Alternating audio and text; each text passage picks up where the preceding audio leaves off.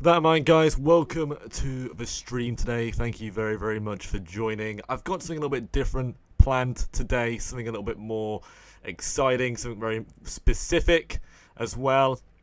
I'm sure everybody who is watching this live and also watching this on the VOD, you are mostly, if not all, aware that Onision was removed, banned, suspended, whatever you want to say. He was removed from Patreon. And I've been kind of throwing out some elaborate reasons or ideas of why he was removed. And I want to state before I really get into this that I'm not shocked that he was disciplined. It's more the fact that after seeing for months and months and months that nothing was being done, that nothing was being changed, why did Patreon suddenly decide to snip, snip, snip and get rid of Onision? And you'd be surprised, guys, I found out why. And I do have to obviously thank one of my subscribers, but one of my subscribers actually came forward to me. Well, thank you for the super chat. Thank you very much. And yeah, guys, I'm a partner now. What's going on?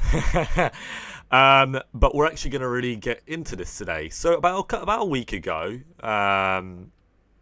more or less, I was reached out to by a member of my audience, and they stated that they had some information for me that would be, kind of relevant, that would be kind of useful. And, I thought, would have a conversation. And through having this conversation, I found out exactly what happened. Because my assumption, everybody, was that thousands of people, hundreds if not thousands of people, reached out to Patreon, and just through sheer numbers and kind of overwhelming support in favor of removing him, they decided to look into it and take him down.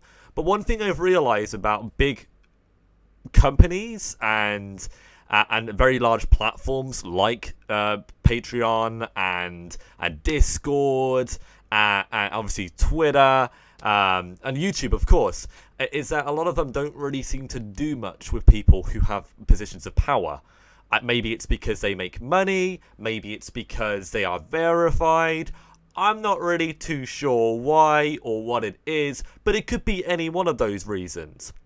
But anyway, this young lady, she reached out to me. I'm going to keep her anonymous, just, for her own protection. She hasn't stated that, I can state her name or anything like that. But she actually reached out to me and explained the situation. I do have a number of receipts I can show. I'm going to be showing just one of them in this stream today, just to kind of confirm my story. And obviously we got a comment in the chat saying globalist pedo rings, maybe. God, I might have to blur myself now. I might have to blur that word out to actually get monetize this stream. But yeah, so it could be a variety of different reasons. But through this conversation, she explained the following: that she had been talking to her friend who actually worked for Patreon. I don't assume there's anybody of importance. It's somebody who works for Patreon, somebody who's kind of a part of the team. And this person explained to the girl, I think you should probably go to an executive with this. If what you're saying is true and the information you're showing is true, you should go to somebody with power, somebody who is important at Patreon, and perhaps you can get it taken care of there. And she did. She genuinely reached out. She went through LinkedIn, which I'm sure a lot of you guys know what LinkedIn is, but LinkedIn is like a business platform for professionals. They use it for like employment purposes and various other things as well. But basically, she reached out on there. She kind of found out who these people were and started to actually engage them in conversation. And whilst a number of the people that she kind of contacted ghosted her, didn't respond to her, one person did. The senior vice president of product at Patreon kind of responded and kind of shared his grievances over the situation, and I'd like to just show that on screen very quickly. This conversation here. So you can see at the top, up here, the lady's kind of explaining what Kai and Greg are doing clearly. And the comment here in the middle, that is actually from the SVP. And it says, "This sounds awful. I sent this note to our trust and safety team to ensure it's dealt with immediately. Thanks for flagging."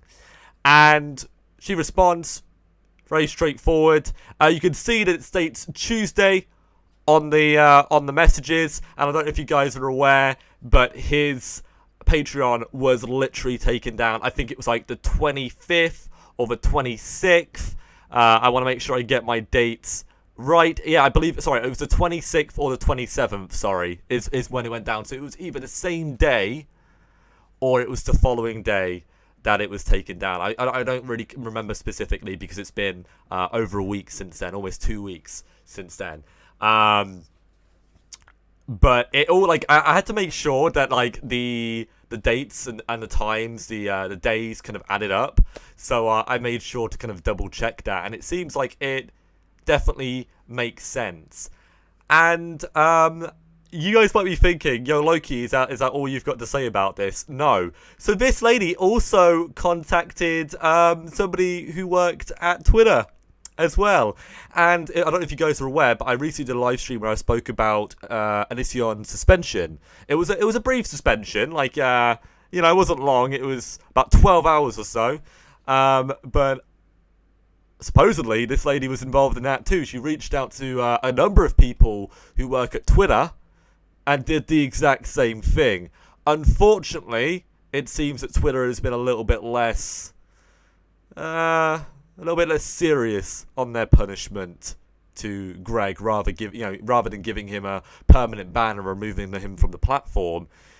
They decided to just give him a slap on the wrist, which definitely gives you more of a perspective of how kind of Twitter is handled. In the grand scheme of things, it seems Patreon took the whole situation a lot seriously. But what my major issue is, and this is something I really do want to speak about with you guys for the remainder of this stream, kind of in my part of my conclusion, is why does it take one person or a group of people having to do that, having to reach out to senior members of staff for them to actually do something?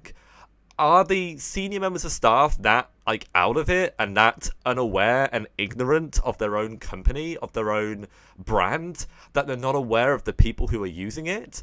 And it's not like Anision is just any person. I know some people like to downplay who he is, but he is a very, very big, influential character.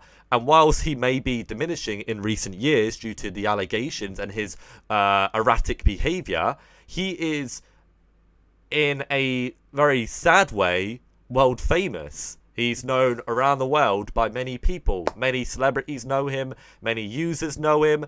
Not many people like him, but he's still obviously well known. And it's just strange to me that they are not keeping up with what's going on in the social sphere of the world, because it is a very, very big story. A lot of people have spoken about it. Huge news companies have spoken about it. I'm not necessarily saying that they need to take make a pragmatic approach and just kind of jump on it. But what I am saying is, maybe ask the moderating team, have we been receiving complaints about Anision? Is there anything about Anision that we need to be worried about? I don't know. It's just a weird vibe for me. And I've noticed this with previous companies that I've kind of like worked with and platforms I've been on, is that people who are kind of at the top, they seem to be very, very focused on innovating the platform that they're working with, pushing things forward, but they're not focusing on stabilizing and keeping the platform safe. And that's why you get people like this doing DDoXing, you know what I mean? Like, sorry, just doxing, not de-doxing. My apologies. Doxing and, harassment, bullying, all these kind of things. And that's why, people get away with it. And, I mean, I am very, very happy that the SVP, stepped in and got involved. But it's just, a shame it had to come to that. And I think a lot of you guys are probably thinking, Loki, that's that woman you speak of, this person who's involved in this conversation, she must be a really, she's a great person, like, good on her, like, and I agree. I definitely think it was brave to reach out to these very, very influential figures, but I would not suggest that any of you do the same. Whilst I definitely wanted you guys to be aware of like exactly how this transpired, if I was a senior member of staff at a company and I had hundreds, if not thousands, of people reaching out, contacting me saying there's a person on this platform that needs to be get rid of, I don't know. I'd feel harassed. I'd feel very, very stressed, and I feel like my privacy would be getting kind of attacked. Especially if I'm working, if I literally am working on product or I'm working in a different department. Why am I dealing with shit that the other department should be dealing with? What they're being paid for. Do you understand what I'm saying? So like, whilst I'm like, yeah, hell yeah, this actually happened. That the SVP stood in, got shit sorted. Thank you so much for the donations, guys. Thank you, Shell. But whilst these things are definitely the case, I definitely would not encourage anybody else to do it too. I don't think there's any backlash from doing that, but I think what I really worry about in the grand scheme of things, not in regards to Greg, but in regards to other people, is I worry that like the next time somebody gets like cancelled by YouTube and they haven't necessarily been cancelled for a great reason, it's just like a subjective thing that people are just choosing to hate, that literally like loads of people are just going to go on LinkedIn or go on one of these apps and find people who are like at the top of these brands and say, yo, get rid of this person, get rid of this person, get rid of this person. Do you understand what I'm saying? Do you understand what I'm getting at? But that I'm not necessarily referring to the situation with Greg. I think that's a very unique circumstance. I'm sure all of you guys can probably understand that and hopefully agree. But it definitely puts things into perspective. So we're 15 minutes into this video. I'd like to maybe take some questions from the audience before we finish up. If any of you guys have any questions yourself that you'd like to put in the comments of this video, or if you've got any opinions, feel free to state them. And if you come into one of these live streams in the future, perhaps you can share your opinion live. But let's have a look. The thing is, though, had they not been valid complaints and the trust and safety team did not feel was valid, they wouldn't have done it. Right, yeah, exactly. It's a weird point in time now. Everyone is waiting and watching for the other shoe to drop. Right. Has Kai's Patreon been removed too? No, and that's something that's very interesting because in this statement here, in this image that we got on the screen, the person involved does also speak about Kai, but it seems that Greg is the one who's specifically punished for his wrongdoing. And whilst maybe Kai hasn't necessarily done anything to the same degree as Onision, I don't know if it's still the case, but I recall when I last checked that Kai actually had Onision content on his channel, on Kai's channel. And whilst that, I feel like it's obviously a bit of a grey area, isn't it, everybody? But I don't know, I feel like some people could definitely argue that, you get the fuck out of here, Kai. You know what I mean? But yeah, it's definitely a slippery slope there because it becomes a problem with people deciding what's okay and what's not okay. But I'm saying this more as like, yeah, you understand, don't you? You understand, like, it's like I'm speaking about this in very broadly about everything. It's just an interesting topic, but I actually completely support the actions of the young lady involved in this image. So it's simple as that. I just don't want it to become a thing where like hundreds, if not thousands, of people are doing it. Could you imagine? Okay, there's some interesting comments that I'm not going to read as well. You're fucking yeah. That's not the kind of question I was looking for. But so somebody else posts. It's ridiculous that these two break TOS of different platforms, yet the platforms allow this to continue. And I'm pretty sure this is because the platforms are just not very aware. They're rather ignorant. They're not focused on the things that are happening until it's, unfortunately, in some instances, too late. They want there to be an actual consequence that happens before then for them to take action. Like, for example, when YouTube took down Austin Jones after his conviction. But anyway, so that in mind, that really does conclude my video.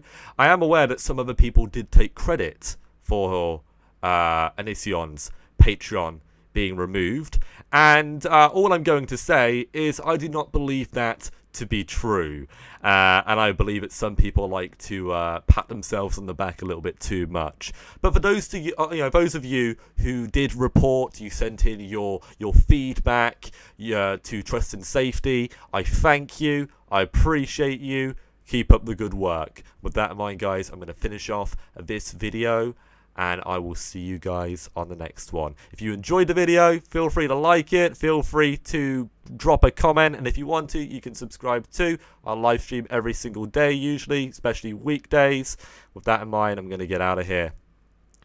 Those of you who are watching this live stream, I'm going to do one right after. We're going to celebrate my partnership. I've recently been partnered on YouTube, on YouTube Live, and I'm very, very excited about what we're going to be doing. So I will see you guys in 5 minutes or so. Thank you for watching, everybody. Peace out.